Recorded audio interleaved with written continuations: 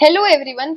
आज हम स्टार्ट करेंगे क्लास 9 साइंस एक्सप्लोरेशन के चैप्टर 2 को, which is cell the building block of life. इस चैप्टर में हम समझेंगे कि सेल क्या होता है, सेल को लाइफ की बेसिक यूनिट क्यों कहा जाता है और कैसे साइंटिस्ट ने माइक्रोस्कोपिक वर्ल्ड को डिस्कवर किया। So let's begin our journey. It is widely accepted amongst the scientific community that life originated in water. Scientist के अकॉर्डिंग लाइफ की ओरिजिन वाटर से हुई। Some researchers believe that life may have originated in water pools with changing environmental conditions rather than in the oceans. कुछ researchers का मानना है कि life oceans में डेवलप हुई, जबकि कुछ के अकॉर्डिंग स्मॉल वाटर पूल्स में भी हो सकती है जहां एनवायरमेंटल कंडीशंस सूटेबल हो।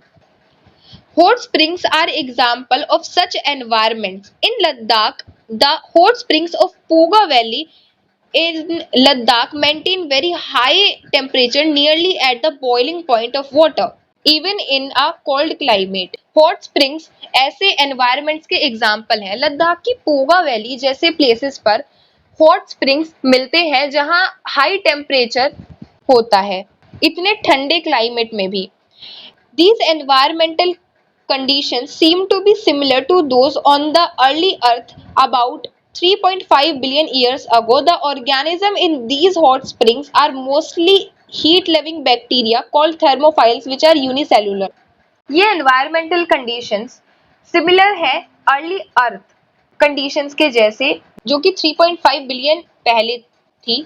जो ऑर्गेनिजम्स इन हॉट स्प्रिंग्स में रहते हैं वो मोस्टली हीट लविंग बैक्टीरिया होते हैं, जिन्हें हम बोलते हैं थर्मोफाइल्स, विच आर यूनिसेलुलर, जो कि यूनिसेलुलर होते हैं। Scientist from the Birbal Sahni institute of palaeosciences Lucknow studied these hot springs and found that calcium carbonate form rapidly around them. Birbal Sahni institute of palaeosciences जो कि लखनऊ में है, उनके साइंटिस्ट ने स्टडी किया इन हॉट स्प्रिंग्स के बारे में और उन्हें पता लगा कि कैल्शियम कार्बोनेट इनके चारों तरफ रैपिडली फॉर्म होती है। These deposits may have protected early organic molecules from harmful radiation and extreme conditions. इसी की वजह से जो पहले के अर्ली ऑर्गेनिक मॉलिक्यूल्स थे ये हार्मफुल रेडिएशंस और एक्सट्रीम कंडीशंस से प्रोटेक्टेड रहे, and they may have also helped in the formation of the first protective membrane, the barrier that defines a cell. और शायद इसी ने हेल्प किया फर्स्ट प्रोटेक्टिव मेम्ब्रेन के फॉर्मेशन में, the barrier that defines a cell. All living organisms are made up of cells. The cell represent the basic level at which life exists.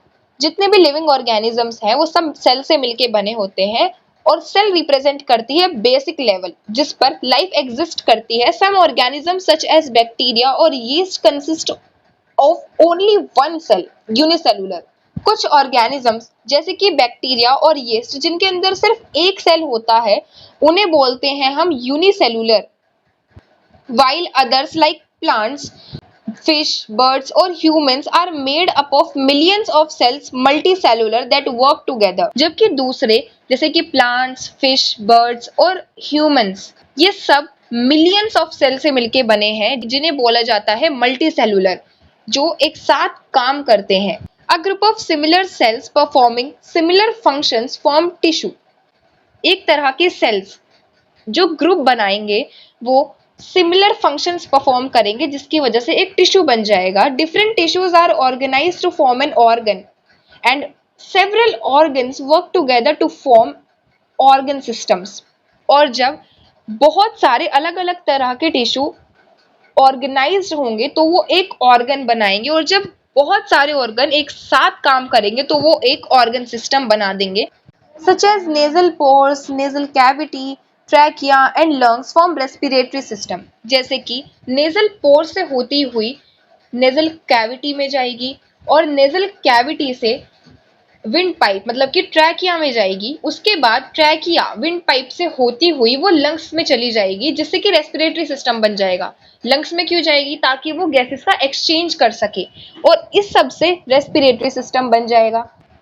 Even when cells are organized into tissues, organs, organ system, the cell remain the fundamental unit of life and function in all living organisms. जब cell organised हुआ tissues में, organs में, organ system में, तब भी cell एक structure की fundamental unit बनी रहती है हर लिविंग ऑर्गेनिज्म में.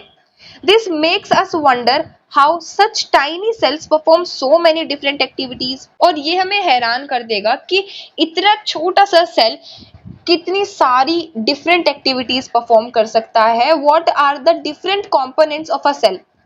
सेल के डिफरेंट कंपोनेंट्स क्या है. How do cell in our body communicate with each other. और जो सेल्स हमारी बॉडी में है वो एक दूसरे के साथ कम्युनिकेट कैसे करते हैं. Do cells live forever और दे डाई. क्या सेल्स हमेशा जिंदा रहते हैं या फिर वो कभी मरते भी हैं. In this chapter we will explore the answers to these questions as we enter the fascinating world of cells. इस चैप्टर में हम एक्सप्लोर करेंगे इन सब क्वेश्चन के आंसर्स जब हम सेल के फैस्किनेटिंग वर्ल्ड में एंटर करेंगे. 2.1 How to study cells.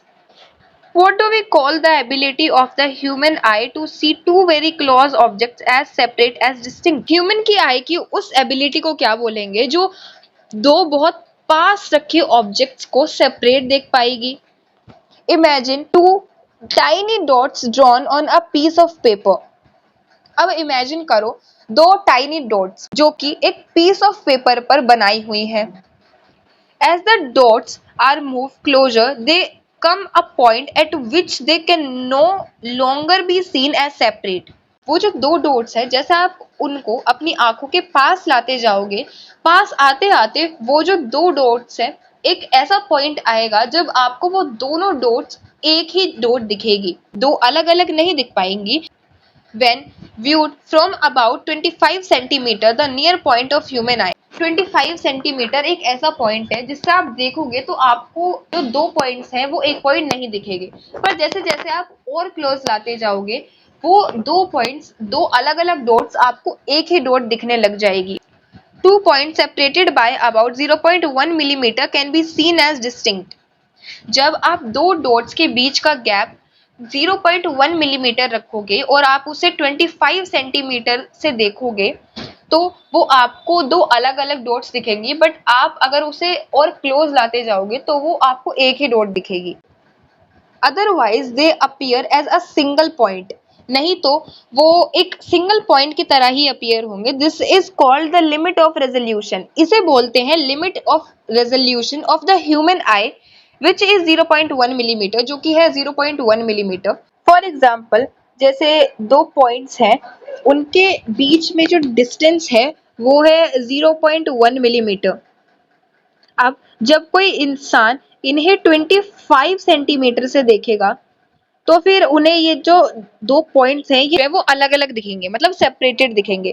पर अगर वो जैसे जैसे पास आता जाएगा तो उसे ये जो दो पॉइंट्स है ये दो अलग अलग पॉइंट्स की जगह एक सिंगल पॉइंट दिखने लग जाएंगे. फिर और पास आएगा तो और सिंगल. फिर जब एक टाइम ऐसा आएगा, एक पॉइंट ऐसा आएगा जब उसे वो एक ही पॉइंट दिखने लग जाएगा, मतलब दो अलग अलग पॉइंट नहीं दिखेंगे, एक ही पॉइंट दिखेगा. तो इसे कहते हैं limit of resolution of the human eye. A cell is usually too small to seen by the unaided eye. Figure 2.1. जो सेल होता है वो बहुत छोटा होता है, इस वजह से वो आपकी नेकेड आई से, अनएडेड आई से नहीं दिख सकता, जैसे कि फिगर 2.1 में दिखाया गया है. सो this is figure 2.1. Sizes of the object and its visibility through unaided to aided eyes. तो इसमें आपको तीन चीजें दिखेंगी. फर्स्ट इज जो आपको अनएडेड आई से दिख जाएंगी, सेकंड इज जो आपको लाइट माइक्रोस्कोप से दिखेगी, एंड थर्ड इज जो आपको इलेक्ट्रॉन माइक्रोस्कोप से दिखेगी. तो सबसे पहले हम वो देखते हैं जो हमें अनएडेड आई से इजीली दिख जाएंगी, मतलब जो हमें नॉर्मल आई से इजीली दिख जाएंगी. Rocket, Neem tree, human height, great Indian bustard, chicken egg, fish egg and amoeba. और अमीबा आपको ग्रुप में दिखेंगे, ऐसा एक सिंगल अमीबा नहीं दिख सकता है अनएडेड आइज से आपको. उसके बाद ये कुछ चीज़ें जो आपको लाइट माइक्रोस्कोप से दिख जाएंगी, fish egg, amoeba, most plants and animal cells, nucleus, most bacteria, mitochondrion और कुछ स्मॉलेस्ट बैक्टीरिया दिख जाएंगे। देन उसके बाद ये चीजें जो आपको इलेक्ट्रॉन माइक्रोस्कोप से दिखेंगी। First is the most plants and animal cells, nucleus, most bacteria, mitochondrion, smallest bacteria, virus, ribosomes, proteins, lipids, small molecules और एटम्स। तो ये आपको इलेक्ट्रॉन माइक्रोस्कोप से दिख जाएंगे। This raises an important question. How have cell biologists studied the structure and function of cell that are much smaller than the limit of resolution of the human eye? अब इससे एक question हम सबके मन में जरूर आएगा कि जो सेल के बारे में स्टडी करते हैं, उनके स्ट्रक्चर के बारे में, फंक्शंस के बारे में बायोलॉजिस्ट, वो सब सेल को कैसे देख पाते हैं। जो एक सेल होता है वो इतना छोटा होता है कि वो हमारी लिमिट ऑफ रेजोल्यूशन से भी बाहर है। मतलब हमारी जो लिमिट ऑफ रेजोल्यूशन है जो कि 0.1 मिलीमीटर है, ये उससे भी बहुत छोटे होते हैं। तो फिर इनके बारे में बायोलॉजिस्ट स्टडी कैसे करते हैं, इनके स्ट्रक्चर के बारे में, फंक्शंस के बारे में। You have learned about convex lens. अब आपने क्लास 8th में पढ़ा होगा कॉन्वेक्स लेंस के बारे में। A convex lens or a combination of lenses that is an objective lens and an eyepiece are used for the magnification of an object. अब जो convex lens होता है और combination of lenses जो कि होते हैं ऑब्जेक्टिव लेंस और आईपीस, वो यूज होते हैं किसी ऑब्जेक्ट के मैग्निफिकेशन के लिए, मतलब कि किसी ऑब्जेक्ट को मैग्नीफाई करने के लिए, और ये यूज होते हैं लाइट माइक्रोस्कोप में। To make it appear larger, ताकि हम उनका क्लोज लुक लेके उनके स्ट्रक्चर और फंक्शंस के बारे में स्टडी कर पाए। अब फिगर 2.1 में जैसे कि हमने देखा कि कुछ लिविंग ऑर्गेनिजम्स को जो लाइट माइक्रोस्कोप है वो देख सकता है, पर सभी माइक्रो ऑर्गेनिजम्स को नहीं देख सकता। Robert Hooke was the first person to observe a cell in 1665 using a self-designed microscope. अब आपने क्लास 8th में रॉबर्ट हुक के बारे में पढ़ा होगा, जो पहले इंसान थे जिन्होंने सेल को ऑब्जर्व किया था 1665 में using a self design microscope capable of about 200 to 300 times magnification, जो कि 200 to 300 टाइम्स मैग्नीफाई कर देता था किसी भी ऑब्जेक्ट को माइक्रोस्कोप के under. While examine a thin slice of cork, he observed small box-like compartments and named them cells. जब वो thin slice of cork को एग्जामिन कर रहे थे तो उन्होंने ऑब्जर्व किया small compartments, box like compartments जो कि एम्प्टी थे, तो उन्होंने उन्हें सेल नाम दे दिया। जैसे कि ऐसे कंपार्टमेंट्स कुछ जैसे हनीकॉम्ब में होते हैं ऐसे, तो इन सबको उन्होंने नाम दे दिया cell. In school laboratories, school की जो लैब्स होती हैं उनमें लाइट माइक्रोस्कोप को यूज किया जाता है किसी भी ऑब्जेक्ट को ऑब्जर्व करने के लिए, जिसमें वो यूज करते हैं डिफरेंट ऑब्जेक्टिव लेंसेज का, जो कि 10 to 40 टाइम्स ऑब्जेक्ट को मैग्नीफाई कर देती है, जिससे हम बेटर मैग्निफिकेशन ले सकते हैं, अचीव कर सकते हैं, and resolution under visible light, और जो कि रेजोल्यूशन को बढ़ा देता है विजिबल लाइट के under. Explore different parts of a microscope, figure 2.2। तो अब जो फिगर ये वाली साइड में बनी हुई है 2.2, इसमें हम डिफरेंट पार्ट्स एक्सप्लोर करेंगे माइक्रोस्कोप के। This is a light microscope. So in your school laboratory and use it to observe fine structure of a various materials. तो इसे यूज किया जाता है स्कूल लेबोरेटरीज में ताकि किसी भी स्ट्रक्चर को और उसके वेरियस पार्ट्स को ऑब्जर्व कर सके। Under the microscope you will see a magnified image of an object. अब माइक्रोस्कोप के अंदर आपको कोई भी ऑब्जेक्ट की जो इमेज है वो मैग्नीफाई वर्जन में दिखती है। Can you estimate its actual size, क्या आप उसके एक्चुअल साइज को एस्टिमेट कर सकते हो? So this is figure 2.2 structure of a light microscope. This is eyepiece जहां से हम आई से ऑब्जर्व करेंगे। Then this is body tube. Then these are objective of lenses, जहां पर अलग अलग लेंसेज जैसे कि कॉन्वेक्स लेंस और मतलब कॉम्बिनेशन ऑफ लेंसेज रहती हैं। उसके बाद ये है स्टेज, मतलब जहां पर किसी ऑब्जेक्ट को रखा जाता है, यहाँ पर कोई ऑब्जेक्ट रखा जाएगा, देन आईपीस की हेल्प से ऑब्जर्व करेंगे और ऑब्जेक्टिव ऑफ लेंसेज हमें हेल्प करेगी ना ऑब्जर्व करने के लिए। जैसे हमें कोई ऑब्जेक्ट रखा, उसके बाद हमें कितना मैग्नीफाई करना है, उसे कितने पास से देखना है, कितना क्लोज लुक लेना है उससे, तो ये सब करने के लिए ऑब्जेक्टिव ऑफ लेंसेज का यूज होता है। उसके बाद ये है मिरर, ये एक इल्यूमिनेटर सोर्स है, इस पर लाइट पड़ती है एंड देन ये हेल्प करता है हमें ऑब्जेक्ट को और ज्यादा अच्छे से ऑब्जर्व करने के लिए। This is base, then this is handle, ताकि हम माइक्रोस्कोप को कैरी कर सके। This is fine adjustment knob, this and this is coarse adjustment knob. ये दोनों यूज होते हैं स्टेज के ऑब्जेक्टिव ऑफ लेंसेज को पास लाने में और उसे थोड़ा दूर करने में हेल्प करते हैं। So this is structure of a light microscope. Activity 2.1, let us estimate the size of a cell. तो जैसा कि हमने ऊपर देखा कि किसी भी ऑब्जेक्ट की जो मैग्नीफाइड इमेज है वो देख सकते हैं और उसके स्ट्रक्चर को ऑब्जर्व कर सकते हैं, पर कैसे हम वो जो ऑब्जेक्ट है उसका साइज, एक्चुअल साइज एस्टिमेट कैसे करेंगे, तो इसी एक्टिविटी की हेल्प से हमें पता चलेगा। Take a transparent ruler with millimetre markings. अब आपको एक ट्रांसपेरेंट रूलर ले लेना है जिसमें मिलीमीटर की मार्किंग्स हो, जो मार्केट में इजीली मिल जाएगा।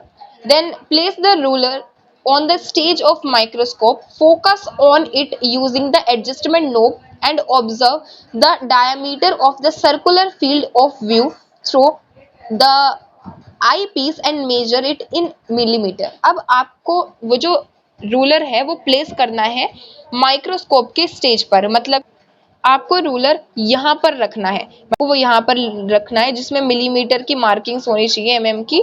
ऑब्जर्व करना है और उसका जो डायामीटर है, जो सर्कुलर फील्ड में, मतलब कि जो माइक्रोस्कोप रहता है उसकी जो ऑब्जेक्टिव लेंस रहती है वो सर्कुलर शेप की होती है ना, तो सर्कुलर फील्ड में जितना उसका डायामीटर है उसे ऑब्जर्व करना है आई पीस के थ्रू और मेजर करना है उसे मिलीमीटर में।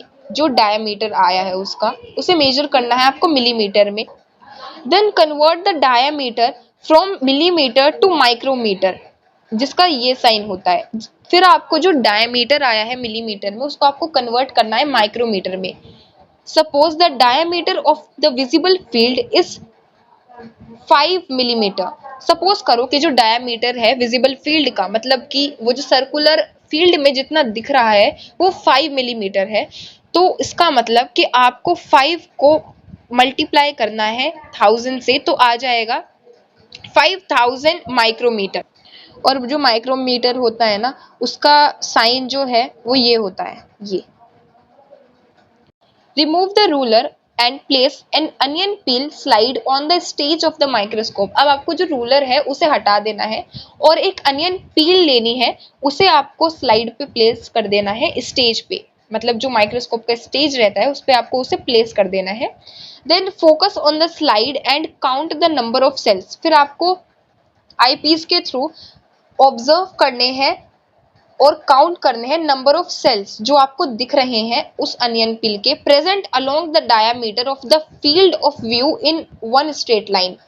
और जैसे आपने रूलर को रखा था माइक्रोस्कोप की स्टेज पर, वैसे ही आपको अनियन पिल को रखना है और फोकस करना है स्लाइड पर और काउंट करना है कि कितने सेल्स, नंबर ऑफ सेल्स आपको दिख रहे हैं क्लियरली डायामीटर के अलोंग, जितने आपको दिख रहे हैं और एक स्ट्रेट लाइन में। जैसे कि मान लो यहाँ पर ऐसे करके सेल्स बने हुए हैं,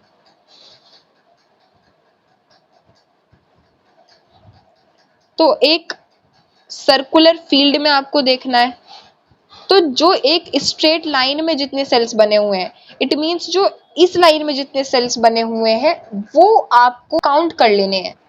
then estimate the real size of the cell using a formula. अब आपको जो रियल साइज है उस सेल का, एक सेल का जो रियल साइज है वो आपको एस्टिमेट करना है। यूनिट कन्वर्जन सबसे पहले आप देख लो कि 1 मिलीमीटर में होते हैं 1000 माइक्रोमीटर। अगर आपको 1 अनियन पील सेल का साइज एस्टिमेट करना है तो आपको सबसे पहले डायमीटर जो है उसे माइक्रोमीटर में कन्वर्ट करना पड़ेगा और उसे डिवाइड करना पड़ेगा जितने आपको डायमीटर के अलोंग सेल्स दिखे। Suppose 25 cells are seen along the diameter. In that case, the size of one onion cell would be 5000 micrometer divided by 25, which is 200 micrometer.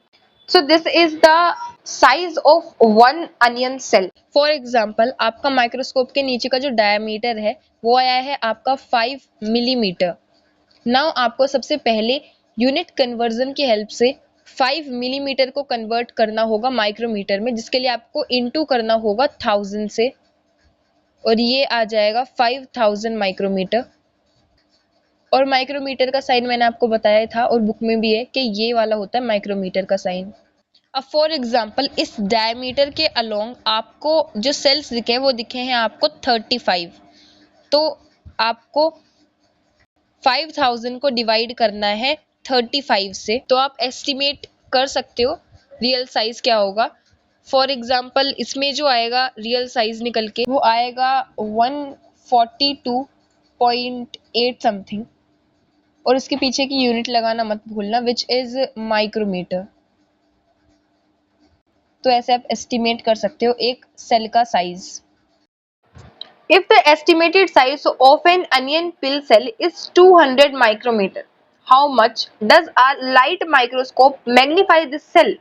अगर किसी एक अनियन पील सेल का एस्टिमेटेड साइज 200 माइक्रोमीटर है तो एक light microscope आखिर उस cell को कितना मैग्नीफाई कर सकता है. The total magnification of a microscope depends on it's magnifying power. मतलब किसी भी ऑब्जेक्ट की मैग्नीफाइंग पावर किस पर डिपेंड करती है? पावर ऑफ आईपीस पर और ऑब्जेक्टिव लेंस पर. इफ बोथ द आईपीस, अगर दोनों आईपीस और objective lens have the magnifying power of 10x, then the total magnification will be 100x. अगर दोनों की आईपीस की और ऑब्जेक्टिव लेंस की मैग्नीफाइंग पावर 10x है, मतलब 10 टाइम्स वो किसी भी ऑब्जेक्ट को मैग्नीफाई कर सकते हैं, तो इसका मतलब दोनों की जो टोटल मैग्निफिकेशन पावर होगी वो हो जाएगी 100 टाइम्स. मतलब कि किसी भी ऑब्जेक्ट को वो 100 टाइम्स मैग्नीफाई कर सकती है. This means that a cell with an estimated size of 200 micrometer will appear 100 times larger. इसका मतलब कि कोई अगर सेल है और उसका एस्टिमेटेड साइज 200 माइक्रोमीटर है तो इसका मतलब वो 100 टाइम्स लार्जर अपीयर हो सकता है हमें माइक्रोस्कोप के under. Thus, a microscope allows us to see very small structure clearly and is an essential tool for studying the cell structure. इसका मतलब जो एक माइक्रोस्कोप है वो हमें अलाउ करता है बहुत ही स्मॉल स्ट्रक्चर्स को क्लियरली ऑब्जर्व करने में, और वो एक बहुत एसेंशियल टूल भी है सेल के स्ट्रक्चर को स्टडी करने के लिए. ओवर द ईयर्स साइंटिस्ट ने इम्प्रूव करा है माइक्रोस्कोप by improving उसके 3 main features. First is resolution, measure of clarity, मतलब कि कोई ऑब्जेक्ट हमें कितने क्लियरली विजिबल है. Second is contrast, a difference in brightness between various parts of an object. मतलब कॉन्ट्रास्ट मतलब होता है किसी भी ऑब्जेक्ट की जो ब्राइटनेस है उसके डिफरेंट पार्ट्स में वेरी करना. Next is magnification. मैग्निफिकेशन मतलब किसी भी ऑब्जेक्ट के साइज को चेंज करना, उसे बड़ा या छोटा करना. तो ये एग्जांपल है रेजोल्यूशन का. Effect of resolution on an image. किसी भी इमेज पर, किसी भी ऑब्जेक्ट पर जो रेजोल्यूशन का इफेक्ट है वो क्या होता है. तो देखो ये वाला जो फ्लावर है उसमें आपको क्लैरिटी बिल्कुल नहीं दिखेगी, मतलब विजिबिलिटी बिल्कुल जीरो हो चुकी है उसमें. इसमें आपको कुछ पता ही नहीं चलेगा कि इसमें क्या है क्या नहीं. नेक्स्ट वाली जो इमेज है इसमें वेरी लो रेजोल्यूशन है, मतलब ये वाला जो था वो एक्सट्रीमली लो रेजोल्यूशन वाला था, पर ये वाली जो इमेज है वो वेरी लो रेजोल्यूशन की है, मतलब इससे तो एटलीस्ट सही दिख रही है. अब आप जो ये थर्ड वाली इमेज देखोगे इसके जो रेजोल्यूशन पावर है वो लो रेजोल्यूशन पावर है, मतलब इससे और इससे बेटर है, बट ये भी लो रेजोल्यूशन है, कोई हाई रेजोल्यूशन नहीं है. Fourth is this image. ये वाली इमेज में आपको फिर भी थोड़ा बेटर दिखेगा, जो फ्लावर है उसकी विजिबिलिटी ज्यादा हो जाएगी, क्योंकि ये जो ये मीडियम रेजोल्यूशन होता है, मतलब कोई भी जो इमेज है या कोई भी ऑब्जेक्ट है उसको आप कितनी क्लैरिटी से देख पा रहे हो, उसकी विजिबिलिटी कितनी है, वो होता है रेजोल्यूशन. एंड दिस, और ये है लास्ट वाला, इसकी जो रेजोल्यूशन पावर है वो हाई है, ये वाला आपको सबसे क्लियर दिखेगा. Next is contrast. कॉन्ट्रास्ट क्या होता है, अब देखो ये आपको इसमें ना आपको सीनरी दिखेंगी टोटली। तो इसमें 4 हैं। अब देखो ये जो फर्स्ट वाली है इसको मैं थोड़ा जूम कर देती हूँ।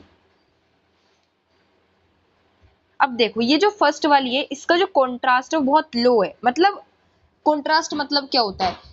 Difference between brightness of various parts of an object, right. जो ऑब्जेक्ट है उसके वेरियस पार्ट्स में कितनी ब्राइटनेस है। तो ये आप देख सकते हो बहुत लो कॉन्ट्रास्ट में, जिससे जो इमेज है वो फ्लैट और डल दिखेगी। सेकेंड इज दिस, जिसमें आपको जो कॉन्ट्रास्ट है वो मीडियम दिखेगा। मतलब इसमें ब्राइटनेस जो है वो मीडियम है, वो बहुत हाई नहीं है, बहुत मीडियम है। मतलब इसमें आपको जो सीनरी है ये जो, इसमें आपको चीजें बहुत नेचुरल दिखेंगी और बैलेंस्ड लुक देगा एक। तो ये होता है medium contrast. Third is high contrast. अब ये जो है ना ये सबसे बेस्ट माना जाता है, क्योंकि ये वाली जो हाई कॉन्ट्रास्ट वाली इमेज है ये वाइब्रेंट और ड्रामेटिक दिख रही है।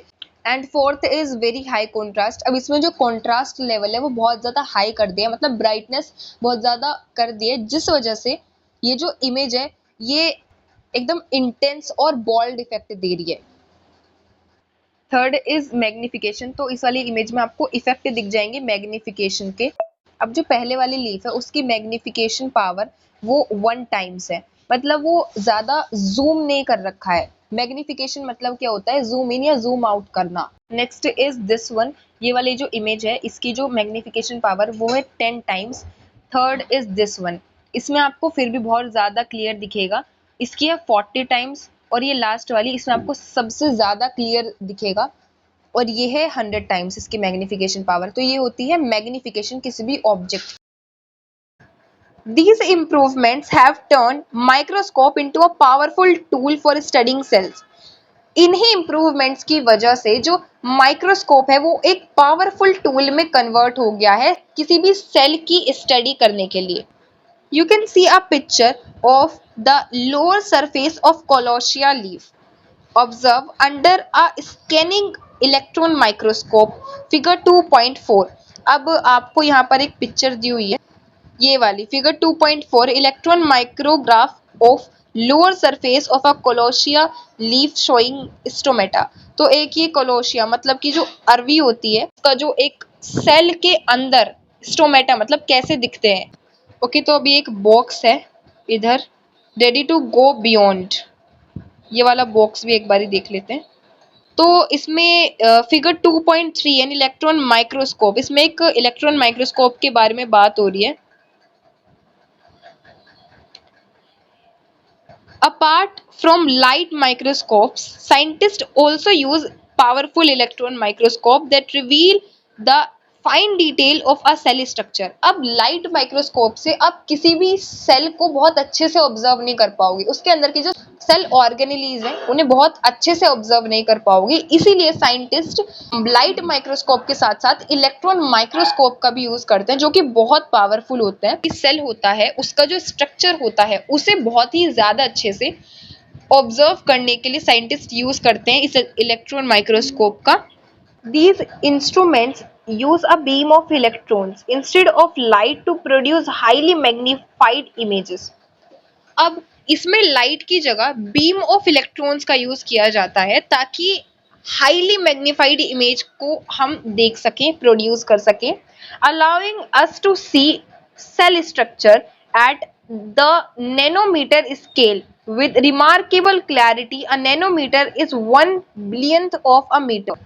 अभी हमें अलाउ करता है सेल के स्ट्रक्चर को नैनोमीटर के स्केल पर देखने के लिए, ऑब्जर्व करने के लिए, और रिमार्केबल क्लैरिटी देता है। A nanometre is 1 billionth of a metre. एक जो नैनोमीटर होता है वो मीटर का 1 बिलियंथ होता है। मतलब ऐसे समझो कि 10 raise to the power -9 metre equals to 1 nanometre. 2.2 Structure of a cell. You have learned that cells are organized into specialized tissues and organs and collectively perform a specific function. आपने पढ़ा होगा कि सेल्स जो होते हैं वो organised होते हैं स्पेशलाइज्ड टिश्यूज में, ऑर्गन्स में, और हर एक टिश्यू, ऑर्गन, सेल अलग अलग एक स्पेसिफिक फंक्शन परफॉर्म करता है।